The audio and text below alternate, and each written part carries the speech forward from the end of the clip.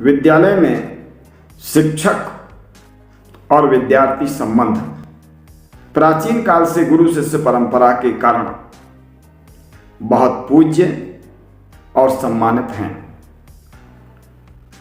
और हम ही क्यों ना, गुरु शिष्य के व्यक्तित्व को गढ़ने वाला कुम्हार है और वह समस्त वो विधियां, समस्त वो प्रयोग करता है जिससे विद्यार्थी का विकास हो। विद्यार्थी के नैसर्गिक विकास के लिए वह प्रयास करता है। शासन की नीतियों का अनुसरण करते हुए वह प्रयास करता है। शिक्षक लगातार नया सीखता है और विद्यार्थियों को सिखाता है।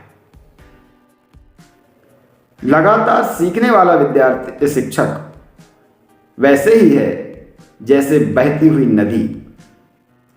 बहती हुई नदी का जल हमेशा निर्मल और पवित्र रहता है, और जो शिक्षक अपने प्राचीनतम ज्ञान का दंभ भरता है और नया सीखने से इनकार करता है, वह विद्यार्थियों को कुछ नया दे भी नहीं सकता। फिर विद्यार्थियों के अंदर शिक्षक के प्रति सम्मान का भाव विकसित हो। आईएमपी प्रश्न बता दिए जाएंगे इसलिए सम्मान आ जाए, पेपर ओपन हो जाएगा इसलिए सम्मान आ जाए, अच्छे नंबर दे देगा इसलिए सम्मान आ जाए, तो ये तो लालच का संबंध हो गया ना। लोभी गुरु लालची चेला, होए नरक में ठेलम ठेला, ऐसा कहा गया है। इसलिए गुरु सम्मानित है क्योंकि वह विद्यार्थी को गढ़ता है और सुघड़ता के साथ गढ़ता है। और विद्यार्थी शिक्षक का सम्मान करे क्योंकि शिक्षक के अंदर ज्ञान का प्रकाश है, जो विद्यार्थी के अंदर के तिमिर को, अंधकार को, अज्ञान को समाप्त करता है। विद्यार्थी और शिक्षक के बीच में जो संबंध है आज के आधुनिक समय में थोड़े से तनावपूर्ण हैं और थोड़े से अलग व्यावसायिक दृष्टिकोण को लेकर के भी हैं। जैसे शिक्षक पढ़ाता है क्योंकि उसे वेतन मिलता है। प्राइवेट विद्यालयों में विद्यार्थी पढ़ते हैं और अभिभावक फीस देते हैं। जो आर्थिक आदान प्रदान की प्रक्रिया है, धन पर अवलंबित स्थितियां हैं, उनके कारण भी ज्ञान के आधे अधूरेपन के कारण भी, सिखाने के प्रति शिक्षकों की नवाचार करने की प्रकृति और प्रवृत्ति ना होने के कारण भी,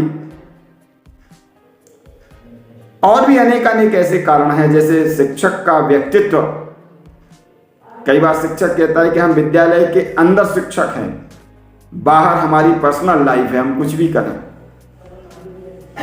तो पान की दुकान पर खड़ा होता है, तंबाकू खाता है, या उसका व्यवहार, आचार विचार शहर के अंदर, नगर के अंदर विद्यार्थी जब कहीं अवलोकन करता है, देखता है,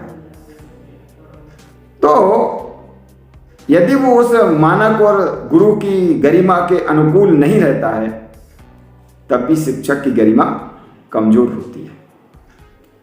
अतः शिक्षक का व्यक्तित्व, जैसे ही उसने शिक्षक व्रत को धारण किया, तो पूरे समय, सातों दिन 24 घंटे अनुकरणीय होना चाहिए।